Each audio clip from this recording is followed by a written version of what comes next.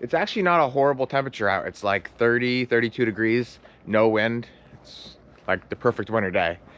And so what I'm gonna do today is I'm gonna be mowing just like I was in my last video, but now today I'll be back on the farm instead of doing all the fields off the farm.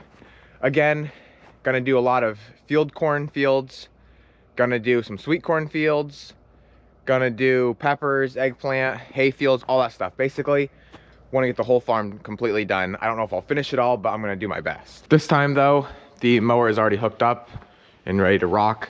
So all I gotta do is come over here. Actually, I came on the wrong side. And I'm gonna plug it in because it's still pretty cold and the tractor is gonna need some help starting.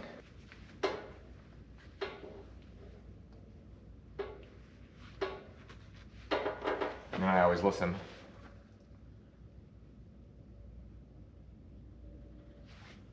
There it goes. I don't know if the microphone picked that up, but you can actually hear it start to work in there. So that's gonna take about an hour to let it warm up real good. I'm gonna go down to the barn and feed the cows their chop, and then they're just about finished with their round bale that I gave them like a week or so ago. And so I'm gonna come up then, grab the skid loader and take that in the pen for them because they need not only the chop, but the hay for certain in the winter because they have nothing else to eat. In the summer, it's not so bad because they can just kind of graze in the pasture all day, but they don't have that option now.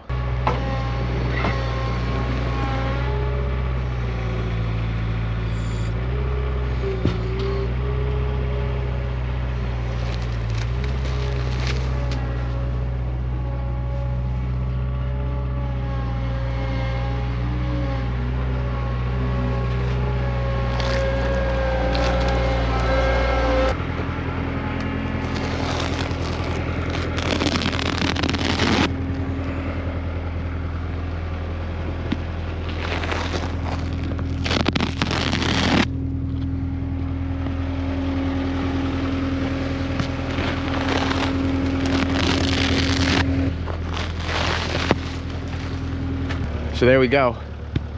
She's ready to go in. You can see where it laid on the ground there, but that's just fine. I guess you guys are ready for it too, aren't you?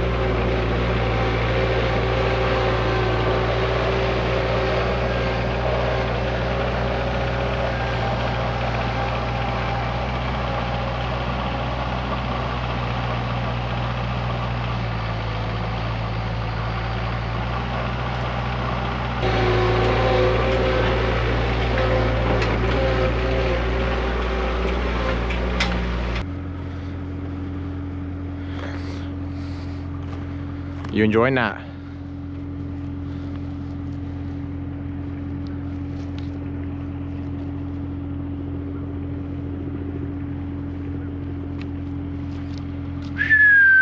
Come on. Lily, Daisy, come on.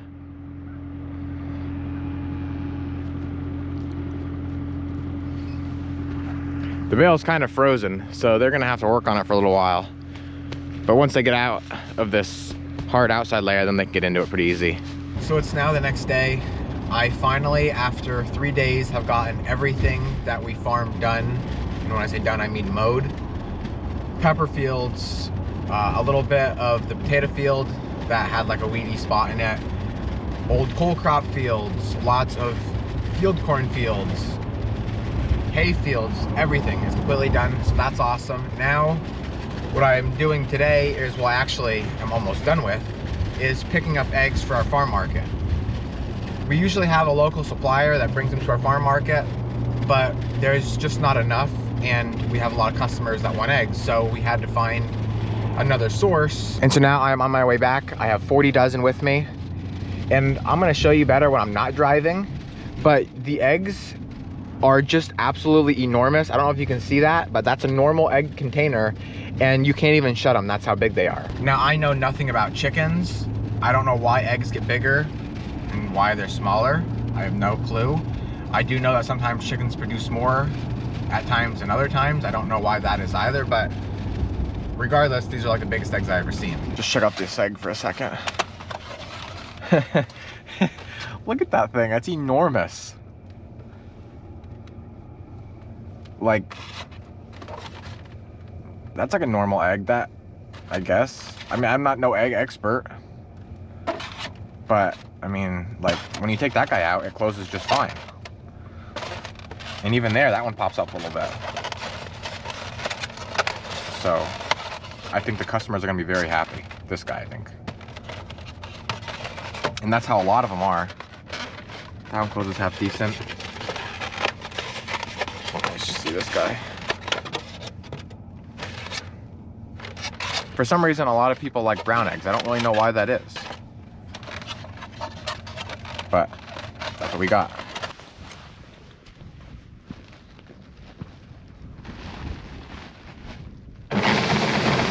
As you can probably see, it's starting to flurry. Still pretty cold. And I wanted to record a couple things. We were bagging corn, which I guess it was too cold or whatever, killed my battery. And then we were hauling the Christmas trees from our farm market out to my cousin's pasture where he has goats.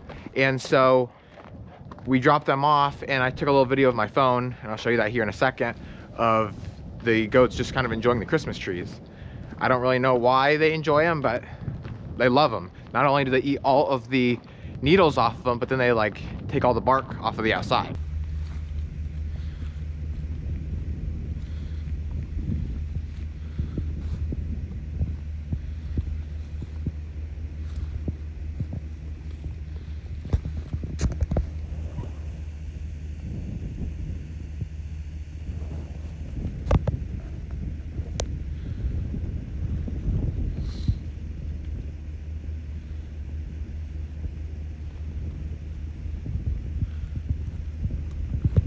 And so today, because it's snowing and it's nasty, we're not doing a lot, but we did have an intruder come into our barn. And right there is the evidence, and I'll show you what he did inside in a little bit. But first, kind of more on the fun side of things, Daisy and myself we're gonna kind of play a game, but I am teaching her a new trick, which I started when she was younger and I kind of let it go. And now I am kind of reinforcing it again. And that is getting her to find shed antlers. Told you I love hunting. And as soon as hunting season's over, this is my next phase of what I get into for fun. And so when she was young, I taught her this a lot. I kind of really pushed her on it. And now that I look back, she was probably a little young, but she still knows the fundamentals of it. And so now we're getting back into it again. I did it a couple times yesterday and she did really, really well. But today I made it a little more challenging. I actually went and placed a shed antler out in the woods, and with my truck dropped it off, and now I'm back here. It's been about 20 minutes, and we're gonna take a walk out there. We're gonna just kind of mill around for sheds the entire time, and hopefully she can find it when she gets there. So how I teach her now, it was a lot harder back when she was younger, but all I say is I could let her smell it. Find it, come on. And now basically she just kind of goes to work. You can see immediately her nose is starting to go, because she knows when she finds one, she gets treats, and treats are one of her favorite things in the entire world. So we're gonna walk out to this field, and we're gonna get out to there and we'll see if she can find it. I actually hid two out there. I'm gonna let that one there. Hey, find it, come on. Let's go, come on, find it. Another thing that's in her favor is the wind blowing right at us, which is good, because obviously even as humans, we don't find every shed, but dogs' noses are a lot better. So instead of me physically seeing, she might smell it and then go find it in places that I would never even go look in the woods. So nice having all these fields mowed now. Just think, a couple months ago, This was pickles and cucumbers and zucchini and red beets and cabbage and cauliflower and beans and peas, soybeans, sweet corn, watermelon, cantaloupe. And now it's just like a barren wasteland. And her nose seems like it's going more already. Look at her. She smells it in there. Find it. Come on. I just want to keep putting into her head, find it, find it. That way she associates when I say find it with looking for her antler. And then every time she brings that to me or finds one, it's a treat. It's a treat. No treats if she doesn't find it. Find it. Find it. I know you smelled already. Obviously, there's things that distract her, but that's going to be normal. Something that's going to happen. Find it. Now you can see my tracks right here. This is where I stopped and I chucked it in the woods. Look at, find it. Find it. Now we got a bad wind again, so it's hard for her to smell it. And the reason I want to do it here in the woods is because there's so many distractions. There's squirrels, there's rabbits, there's deer, there's coyote, there's fox droppings, there's everything. And that's all a distraction. But if she can power through that and realize that the whole goal is sheds, it'll make it easier and a faster process every single time. Find it, Dace. Now I know it's somewhere up in there. And like I said, it's hard for her to smell it if the wind isn't blowing her way, but that's just the challenges that she's gonna have to overcome. Now, if I was gonna shed hunt this woods, what I would do is I would walk up and down, up, down, obviously looking, and if I didn't see nothing, I would leave. But I want her to use her nose more than anything. And so I don't wanna just stand here because that's not what I would do if I was shed hunting. I would be on the move constantly. But I also don't wanna walk right over it and put it right in her face. Find it, Dace. Find it, Dace. Now, I'm not telling her, find it, Dace. Okay, so Daisy did end up finding both sheds. Not quite as good as I thought she was going to, which honestly I can't be mad because this is the second day after like 3 years of not doing anything with her. But she did end up finding both of them. She ended up picking up both of them, and then bringing them both to me. So that's the main thing. I never want to scold her, I never want to get mad at her, because this is supposed to be something fun. If she's not having fun and she thinks this is more of a punishment than anything, then she'll never be interested in finding sheds. So really good progress. Obviously, as soon as she found them, she got her treats. Now we're heading back and I'll show you what's going on in the barn. Okay, so now we're finally back at the barn and I'll show you what happened here with our intruder, or whatever you want to call it. So you've all seen the barn many times before. Obviously not much goes on in here now. This used to be used heavily to milk cows. Then we had meat cattle, or beef cattle, I guess you should say. And that pen, and these two pens over here. Now we only have them out in our pasture. But anyway, the one day I came in and I noticed this door was open. Usually it stays shut like this. So something opened it, which it doesn't take a lot to open it. I mean, I can open it with one finger. And so I'm looking in here and it's dark and I'm like, who would throw bread in there? I thought, well, maybe somebody came with kids, whatever, not that big of a deal. And as I'm getting closer, I'm like, that ain't no bread. And then I walk over here and I see that hole that I showed you from the outside. And I get closer, I'm like, you gotta be kidding me. This was an animal.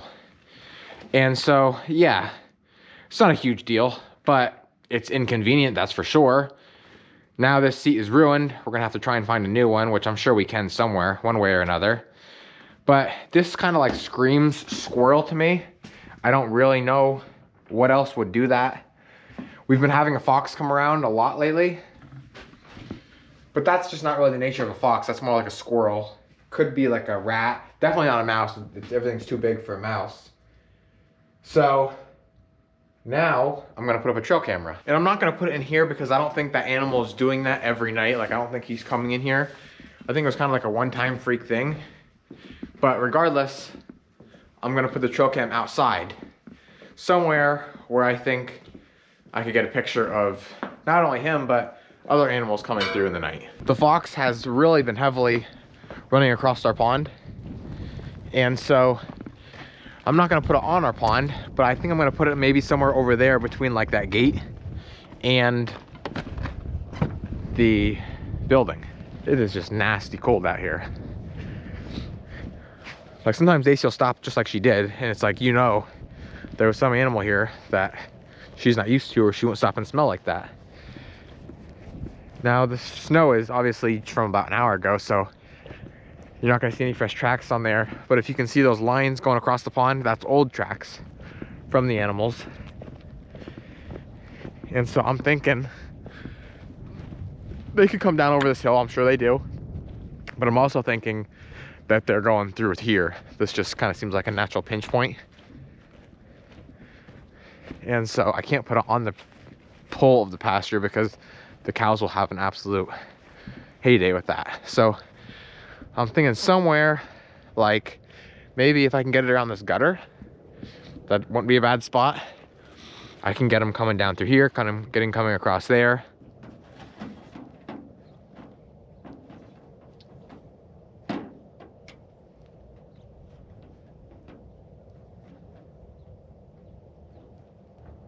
All right, check that out.